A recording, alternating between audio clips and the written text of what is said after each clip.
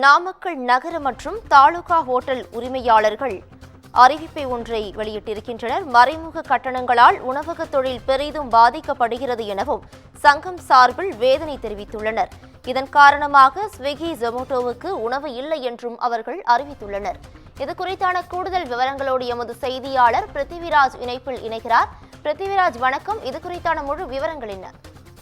வணக்கம் பவித்ரா. நாமக்கல் நகர மற்றும் தாலுகா ஹோட்டல் பேக்கரி உரிமையாளர்கள் சங்கம் சார்பாக அதன் தலைவர் ராம்குமார், செயலாளர் அருண்குமரன், பொருளாளர் விக்னேஷ் ஆகியோர் தலைமையில் அவசர ஆலோசனை கூட்டமானது நாமக்கல்லில் நடைபெற்றது.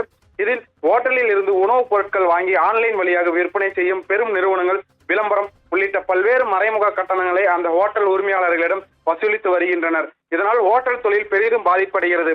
மேலும் உணவு விற்பனைக்கான உரிய தொகையை உரிய காலத்தில் வழங்க வேண்டும் என்றும் கேட்டுக் கொள்ளப்பட்டுள்ளது.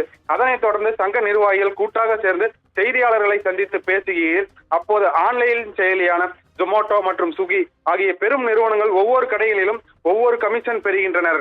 நாமக்கல் தாலுகாவில் மட்டும் 85 கடைகள் ஆன்லைன் வியாபாரத்தில் ஈடுபட்டு வருவதாகவும், கமிஷனில் வேறுபாடு, வருமானம் இழப்பு, விளம்பர கட்டணம், மறைமுக கட்டணத்தால் வருமானத்தில் 50% பாதிக்கப்பட்டுள்ளதாகவும், எனவே ஜொமேட்டோ மற்றும் ஸ்விக்கி நிறுவன அதிகாரிகள் பேச்சுவார்த்தையில் ஈடுபட வேண்டும்.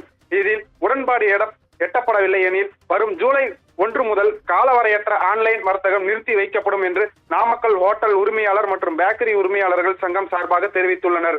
மேலும் ஜூலை 1 முதல் ஆன்லைன் சேல்ஸுக்கு ஜொமேட்டோ மற்றும் ஸ்விக்கி ஆகிய நிறுவனங்களுக்கு உணவு வழங்க விட்டால் நாள் ஒன்றுக்கு 10 லட்சம் இழப்பீடு ஏற்படும் என ஹோட்டல் உரிமையாளர்கள் நஷ்டம் ஏற்படும் என இவ்வாறு தெரிவித்துள்ளனர். பவித்ரா, கூடுதல் விவரங்களுக்கு நன்றி பிருத்திவிராஜ்.